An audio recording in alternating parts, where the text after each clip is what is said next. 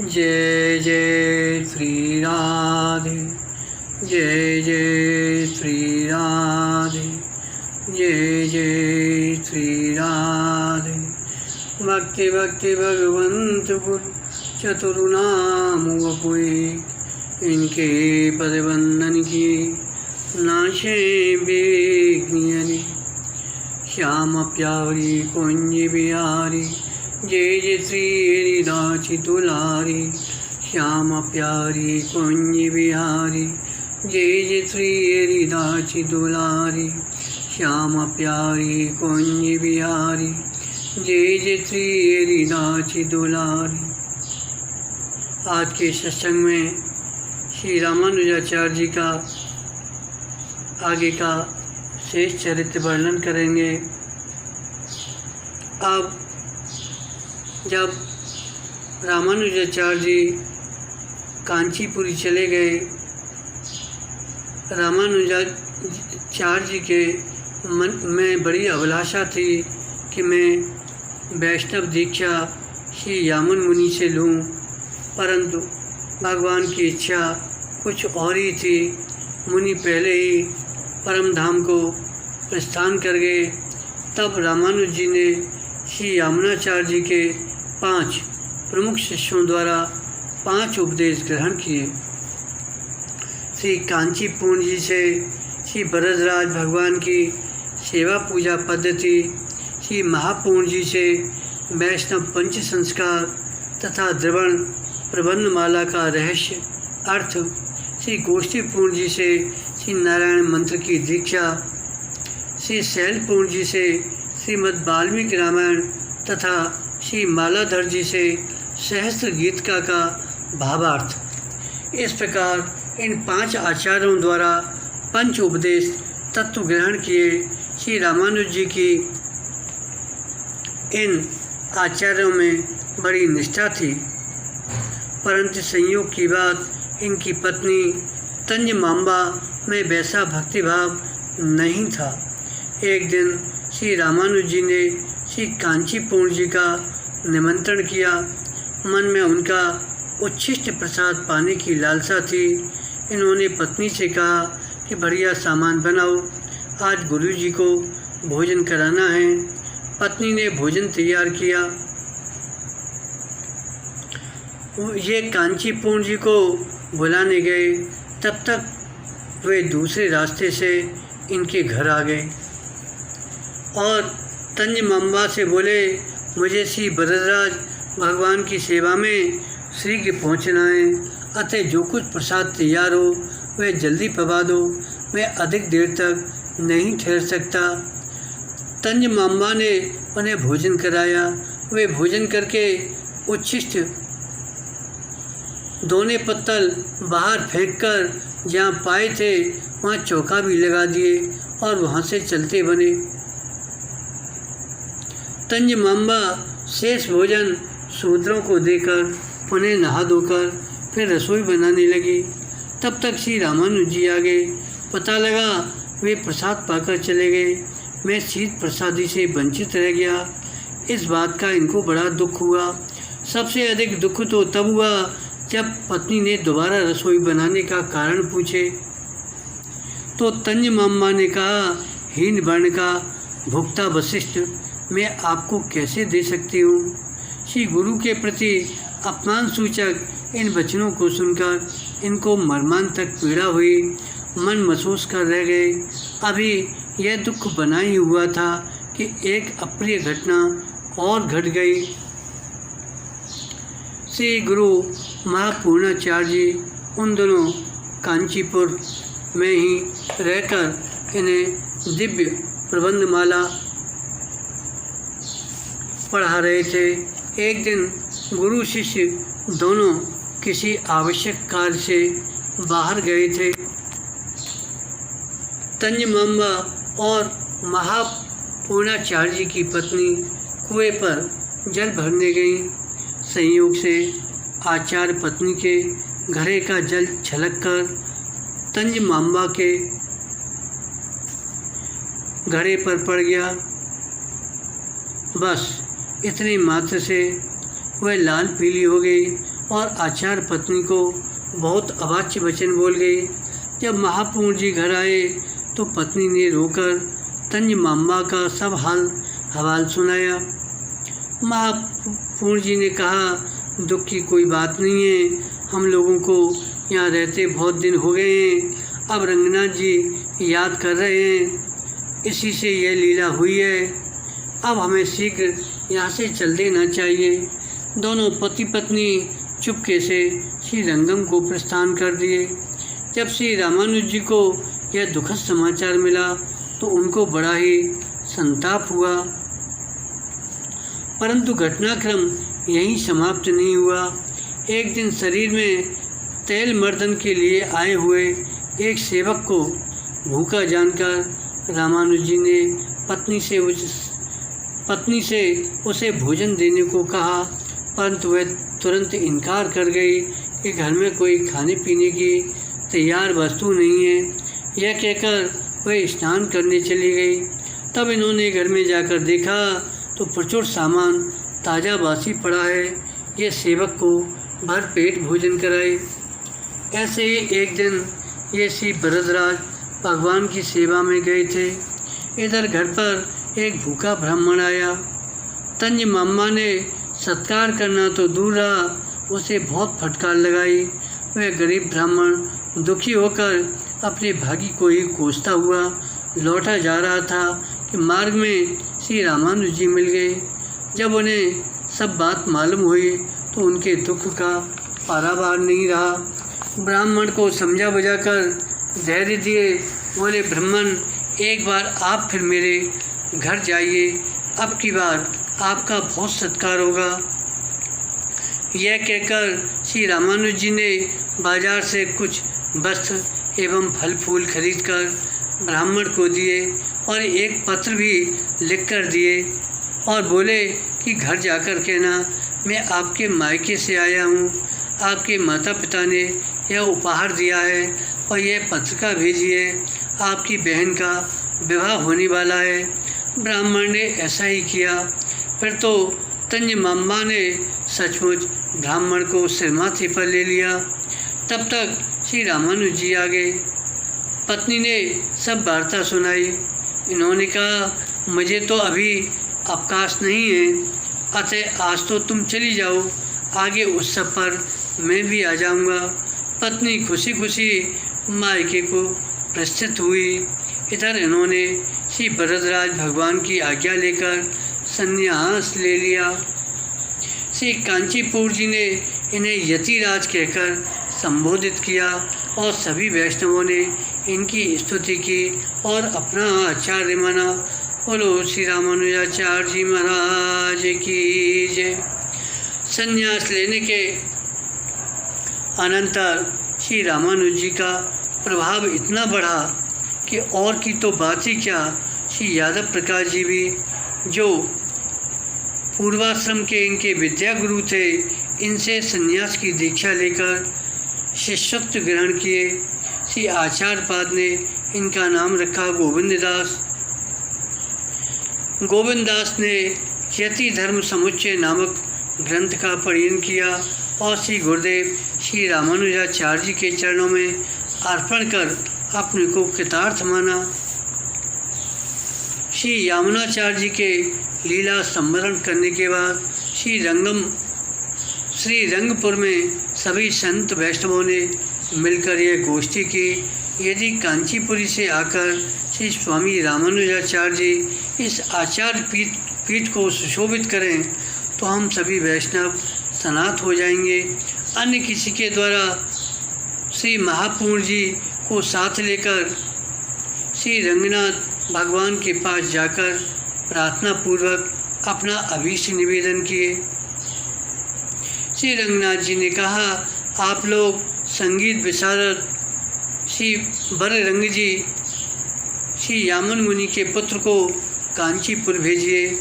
भगवान भरतराज जी बड़े ही संगीत प्रिय हैं। श्री बररंग जी उन्हें अपने संगीत कौशल से प्रसन्न करके श्री रामानुजाचार्य जी को ही वर रूप में मांगे, क्योंकि बिना भरत राज्य की आज्ञा के यतिराज उनका सानिध्य नहीं छोड़ेंगे। भगवान की आज्ञा को सुधार कर कांचीपुर आकर श्री बररंग जी ने कांचीपुरपति श्री भरत राज्य को संतुष्ट कर श्री स्वामी रामानुजाचार्य जी की याचना की। भरत राज्य ने लोकहित विचार कर अपने प्राणों से भी अधिक प्रिय रामानुज जी को बररंग जी के हाथ सौंप दिया। श्री स्वामी रामानुजाचार्य जी को आते हुए जानकर श्री रंगनाथ भगवान ने महापूर्ण आदि वैष्णवों को अगवानी के लिए भेजा। जब वे मंदिर के समीप आ गए तो स्वयं रंगनाथ भगवान ने भी 7वीं द्रोणी पर आकर आचार्य पाद का स्वागत किया। वैष्णवों के आनंद की सीमा नहीं रही। श्री रंगनाथ जी ने स्वयं इन्हें आचार्य पद पर प्रतिष्ठित किया।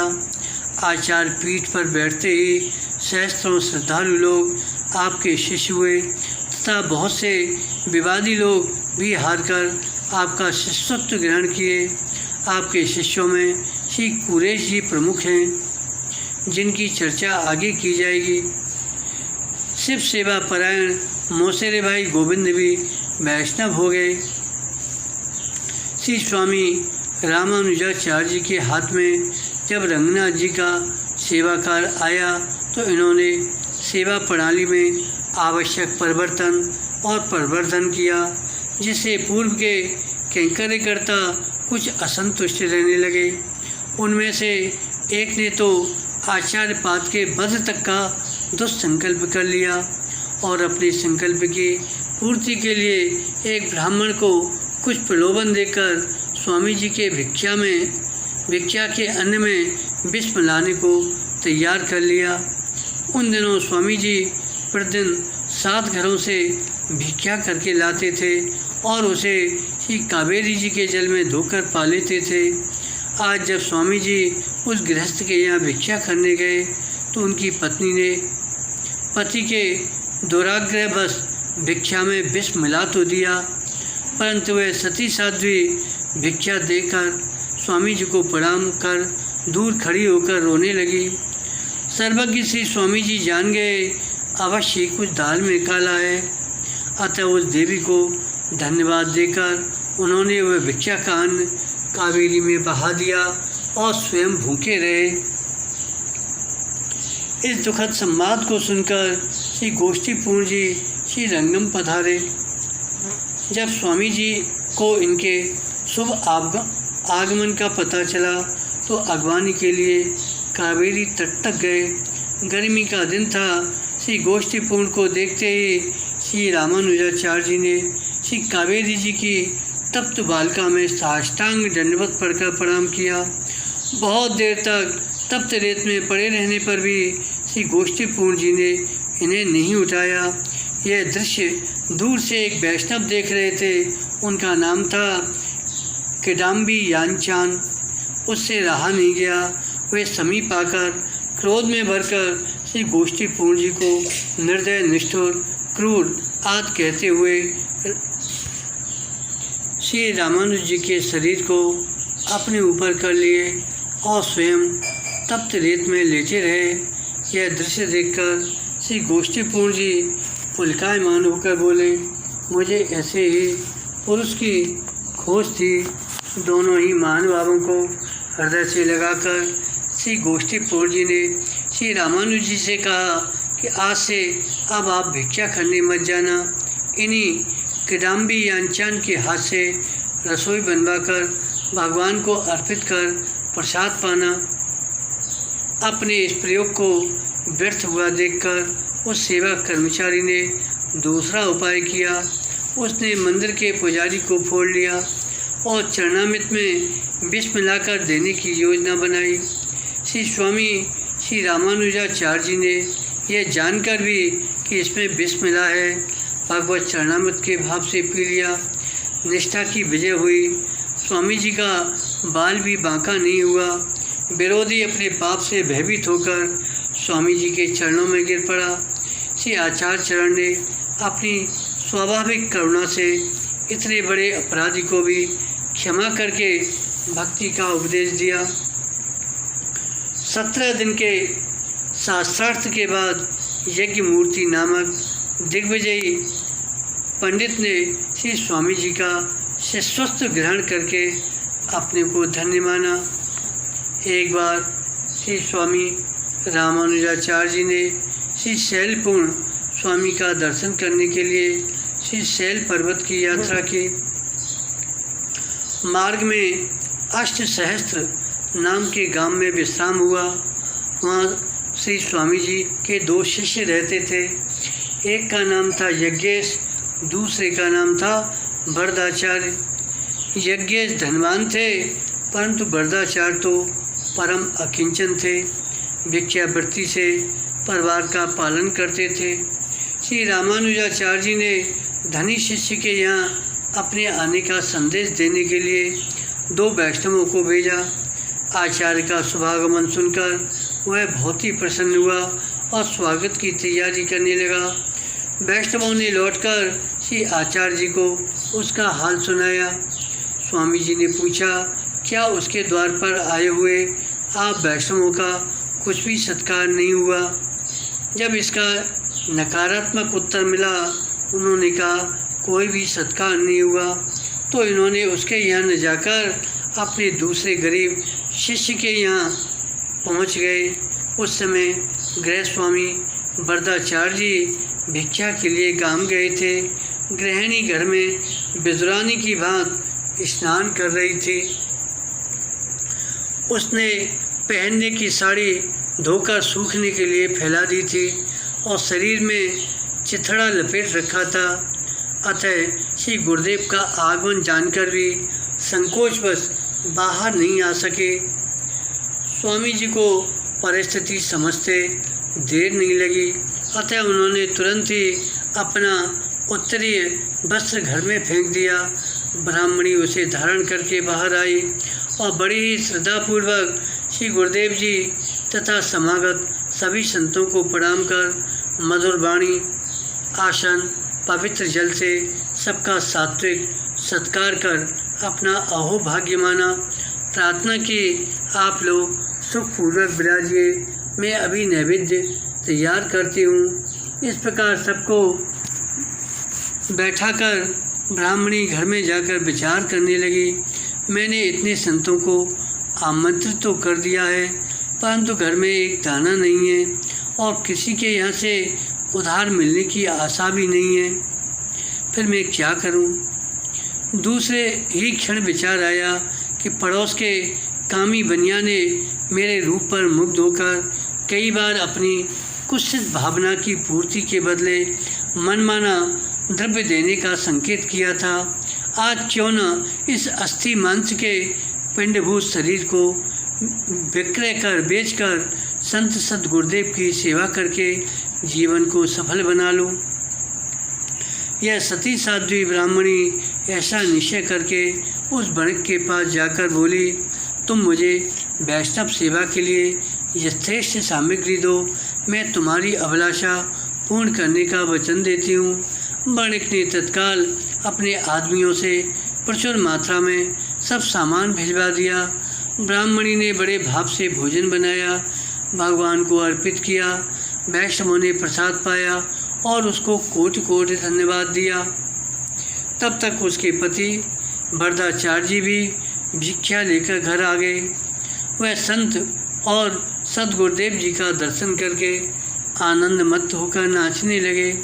सेवा सत्कार के संबंध में जिज्ञासा करने पर पत्नी ने सब वृत्तांत सही सही बता दिया।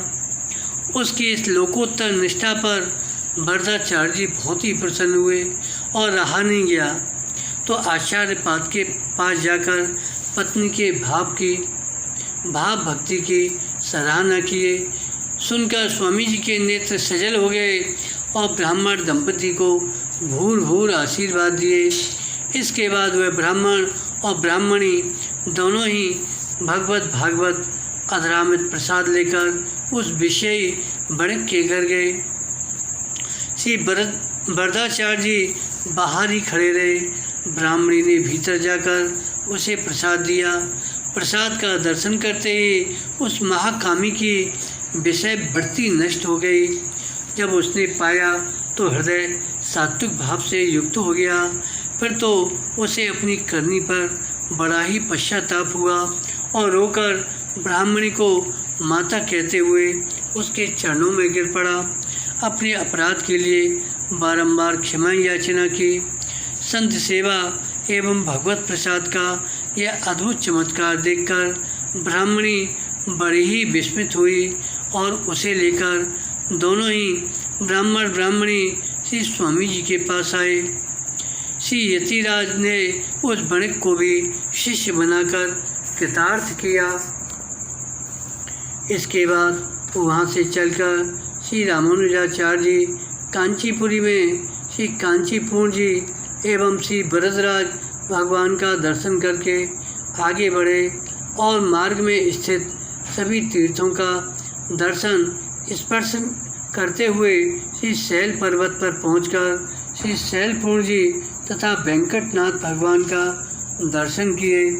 श्री शैलपुर स्वामी जी के अनुरोध को स्वीकार कर श्री रामानुज जी को 1 वर्ष तक वहाँ रखते हुए स्वामी जी से श्रीमद् वाल्मीकि रामायण का स्वाध्याय किए और 1 वर्ष तक रामानुज जी वहीं रहे। तत्पश्चात पुनः श्री रंगम को लौट आए। इसके बाद श्री स्वामी रामानुज जी ने अपने प्रमुख शिष्य श्री कुरेश जी के सहयोग से ब्रह्मसूत्रों पर श्री भाष्य की रचना की। श्री भाष्य एवं गीता भाष्य आदि कई सिद्धांत ग्रंथों की रचना करने के बाद श्री स्वामी जी ने दिग्विजय यात्रा की और संपूर्ण देश में अपने सिद्धांत का प्रचार कर पुनः श्री रंगम चले आए। श्री रामानुजाचार्य जी का आगे का चरित्र अगले भाग में वर्णन करेंगे। बोलो श्री रामानुजाचार्य जी महाराज की जय। भक्ति भगवंत की जय। जय जय श्री राधे। जय जय श्री राधे।